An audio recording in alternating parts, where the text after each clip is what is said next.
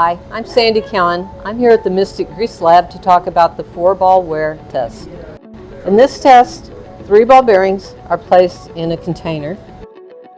They're held in a stationary position, and then a 4th ball bearing is placed in what we refer to as a grease chuck. If you're running it according to ASTM D2266, are always the same. And by that I mean the temperature is the same. The load that's placed between the upper bearing and the 3 stationary bearings is the same. The duration, the time that the test runs, is always the same. What varies is what grease you're testing. So in the 4-ball wear test, since you're measuring the size of a wear scar, lower numbers are better.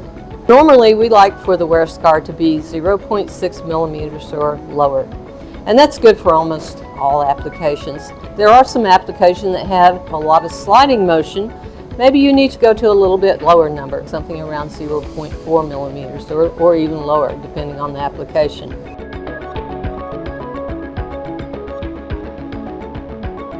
It starts out the same. You run it on the same test apparatus, but here's where the tests start to differ. According to the ASTM D2596 test method, you will incrementally increase the pressure between the 3 stationary bearings and the rotating bearing. And you do this incrementally until the bearings literally weld together. Sometimes you hear the 4-ball weld test referred to as a 4-ball EP test. And what does EP stand for? It stands for extreme pressure, which is exactly what we're looking at here. Now they can either physically weld together or they can meet the ASTM definition of a weld. What's a poor number? For most light to moderate loads, a weld of 200 to 250 would probably be very adequate. If the welds are a little bit higher, you might want to go to a 315.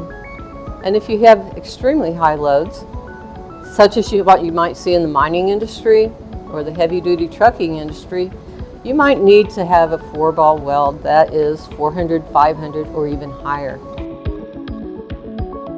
These 4-ball tests help predict grease performance in real-world conditions.